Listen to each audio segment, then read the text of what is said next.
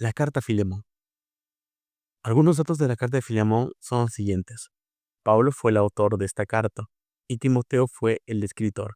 Es decir, Timoteo no fue el autor principal, sino Pablo. Y mientras Pablo le dictaba, Timoteo iba escribiendo.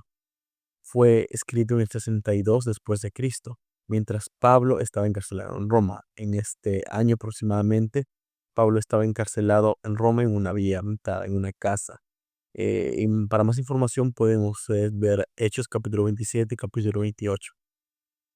Aunque la carta a Filemón fue dirigida a él personalmente, Pablo quería que sea leída a toda la iglesia, ya que la iglesia se reunía en la casa de Filemón. Filemón era un hombre rico, pero había sido robado, hurtado su dinero por Onésimo, un esclavo en aquel entonces. Entonces Pablo intenta persuadir a Filemón que acepte a Onésimo como hermano en Cristo. Es decir, le dice a Filemón que reciba una vez más a Onésimo, ya que Onésimo había sido convertido por el Señor Jesucristo y se había convertido en un colaborador de Pablo. Entonces el contexto es el siguiente. Pablo estaba encarcelado en Roma cuando escribió esta carta a Filemón, y mediante esta carta Pablo trata de persuadir a Filemón, un colosense rico que vivía cerca a Éfeso, y que al estar en Éfeso, Filemón había escuchado el Evangelio de Cristo. Entonces se convirtió y fue un colosense más cristiano.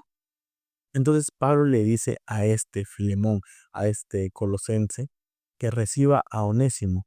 ¿Quién era Onésimo? Como les dije hace un momento, un ex esclavo de Filemón, el cual cuando vivía con él le había robado dinero y había escapado a Roma para no ser atrapado.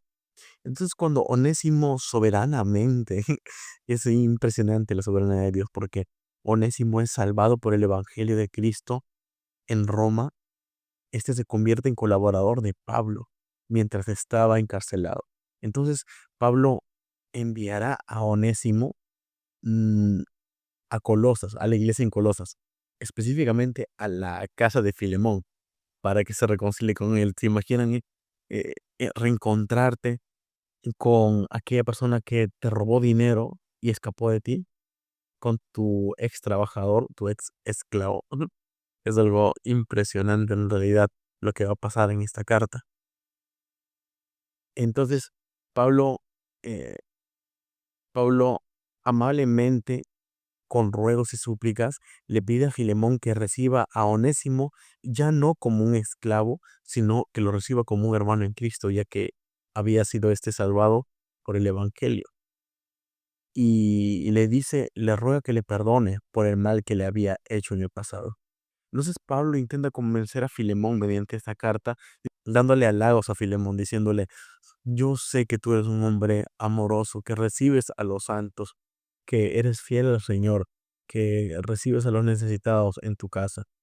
Entonces trata de halagar a Filemón para que pueda recibir a Onésimo una vez más. También intenta persuadirlo diciéndole que si Filemón gusta, todo lo que Onésimo le debe, que se lo ponga a su cuenta, o sea, a la cuenta de Pablo.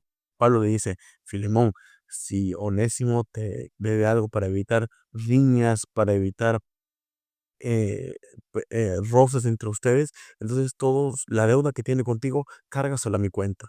Cárgasela a mi cuenta y yo te lo pagaré.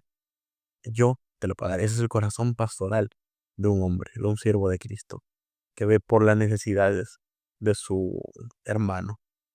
Entonces, en resumidas cuentas, es la carta a Filemón, un cristiano que tuvo el desafío de aceptar, reconciliarse y amar a una persona que lo había hecho daño en el pasado, que había robado sus bienes en el pasado, pero que ahora era una nueva criatura en Cristo. Pablo le pide que lo vuelva a aceptar como un cristiano.